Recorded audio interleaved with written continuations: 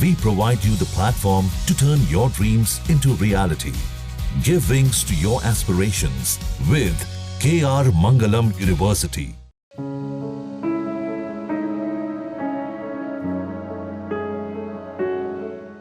एक झटका और सब कुछ तबाह हो गया। रमजान के पाक महीने में लोग ईद के लिए बेसब्री से इंतजार कर रहे थे। इन्हें इस बात का इल्म भी नहीं था कि उनकी खुशियां मातम में तब्दील हो जाएगी और मौत का झटका जिंदगी को ही खत्म कर देगा। ये तस्वीरें गवाही दे रही है कि ईद के मौके पर जहां पूरी दुनिया जश्न में डूबी थी, तो वहीं दूसरी तरफ म्यांमार में लोग खून के आंसू रो रहे थे।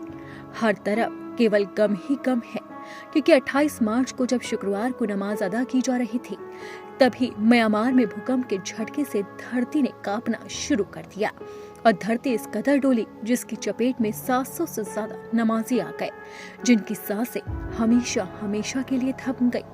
म्यांमार के एक मुस्लिम संगठन का कहना है कि रमजान के पवित्र महीने में नमाज के समय देश में आए 7.7 तीव्रता के भूकंप में 700 से ज्यादा नमाजी मारे गए। स्प्रिंग रिवॉल्यूशन म्यांमार मुस्लिम नेटवर्क की संचालन समिति के सदस्य ने कहा कि देश के दूसरे सबसे बड़े शहर मांडले के पास आए 7.7 तीव्रता के भूकंप में करीब 60 से ज्यादा मस्जिदें या तो क्षतिग्रस्त हो गई या पूरी तरह से नेस्तनाबूद ही हो गई और मस्जिदें राख के ढेर में तब्दील हो गई।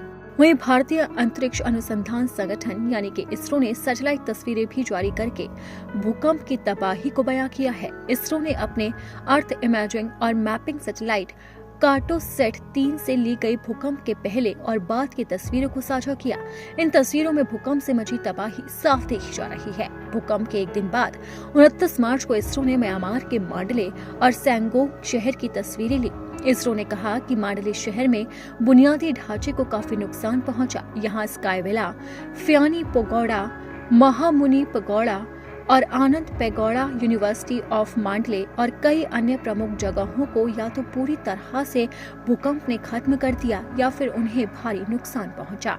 सैंगोंग शहर में मां शिखाना पगोड़ा के साथ साथ कई मठों और अन्य इमारतों को भी काफी नुकसान पहुंचा। इसरो ने कहा कि 28 मार्च को म्यांमार में 7.7 तीव्रता का भूकंप आया। इसके बाद 6.4 तीव्रता का शक्तिशाली आफ्टर शॉक भी आया। भूकंप का केंद्र सैंगोंग और मांडले की सीमा के पास जमीन के अंदर 10 किलोमीटर की गहराई में था। ये भूकंप ऐसा था जिसने सब कुछ तबाह कर दिया, जो ये तस्वीरें भी साफ तौर पर बयां कर रही है। जहाँ पर ऊंची ऊंची इमारतें अब ढेर हो गई हैं, जिनमें कई लोग अभी भी फंसे हुए हैं और कई लोगों की जिंदगी पूरी तरह से खत्म हो गई।